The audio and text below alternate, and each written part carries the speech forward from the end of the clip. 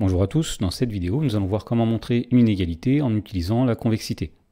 Dans l'exemple, dans la première question, on nous dit soit f, la fonction définie sur grand R par f de x égale x au carré, et premièrement, on nous demande de montrer que f est convexe sur grand R. Alors pour montrer que f est convexe sur grand R, on va calculer sa dérivée seconde. Donc tout d'abord, nous calculons la dérivée première, c'est-à-dire la dérivée de la fonction f de x, et bien c'est égal à 2x. Et une fois qu'on a la dérivée première, en la dérivant une deuxième fois, nous obtenons la dérivée seconde, donc f seconde de x, c'est la dérivée de 2x, c'est-à-dire 2.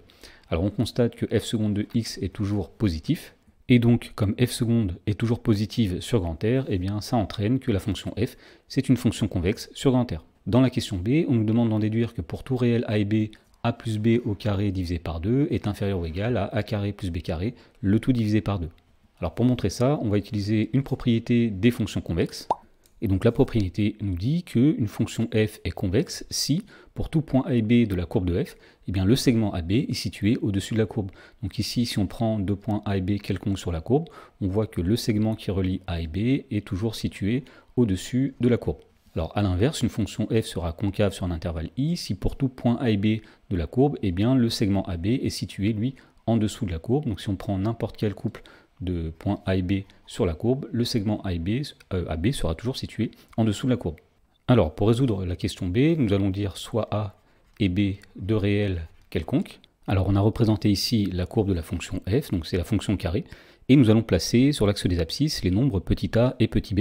Alors, par exemple, nous allons placer petit a ici et petit b ici. À partir de ces nombres a et b, eh bien, nous allons pouvoir définir des points grand A et grand B situés donc sur la courbe de f qui correspondent respectivement à l'abscisse petit a et à l'abscisse petit b. Alors, puisqu'on a dit que la fonction f est convexe, eh bien ça veut dire que le segment AB qui est ici sera toujours situé au-dessus de la courbe de f. Et donc si on considère la moyenne des nombres petit a et petit b, qui sera a plus b divisé par 2, qui se situe approximativement ici, eh bien on voit tout de suite que l'image de ce nombre, l'image de a plus b divisé par 2, eh bien sera plus petit que l'ordonnée du milieu du segment AB.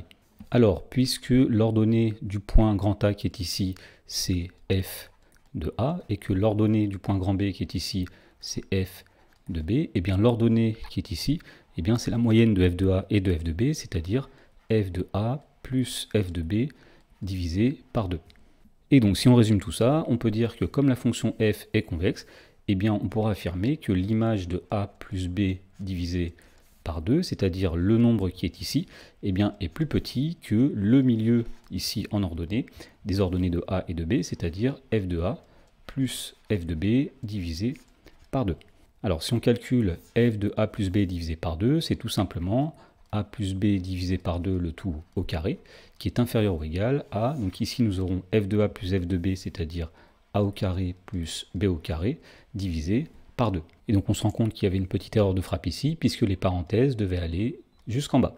Dans la question numéro 2, on nous demande cette fois-ci de montrer que pour tout réel a et b strictement positif, ln de a plus b sur 2 est supérieur ou égal à ln de a plus ln de b divisé par 2. Donc là encore, on va utiliser la notion de convexité et même de concavité. Donc on va définir la fonction f par f de x égale ln de x. Et donc cette fonction-là est définie sur l'intervalle 0 plus l'infini.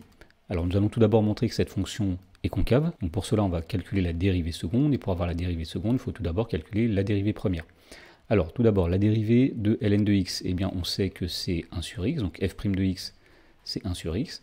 Et ensuite, on calcule la dérivée de 1 sur x. Et on sait que la dérivée de 1 sur x, eh bien c'est moins 1 sur x au carré. Donc la dérivée seconde est toujours négative sur 0 plus l'infini. Donc maintenant, pour montrer l'égalité, on va se donner a et b deux réels strictement positifs, donc soit a strictement positif et b strictement positif.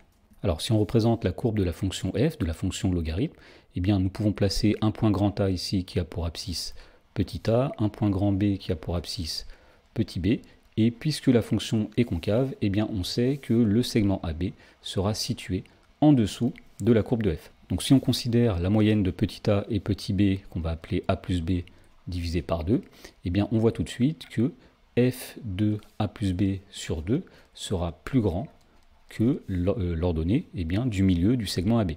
Donc on en déduit ici que f de a plus b divisé par 2, est supérieure ou égale. Donc l'ordonnée du segment AB, c'est l'ordonnée de A, f de A, plus l'ordonnée de B, f de B, le tout divisé par 2. Et donc on a bien démontré que ln de A plus B divisé par 2 est supérieur ou égal à ln de A plus ln de B, le tout divisé par 2.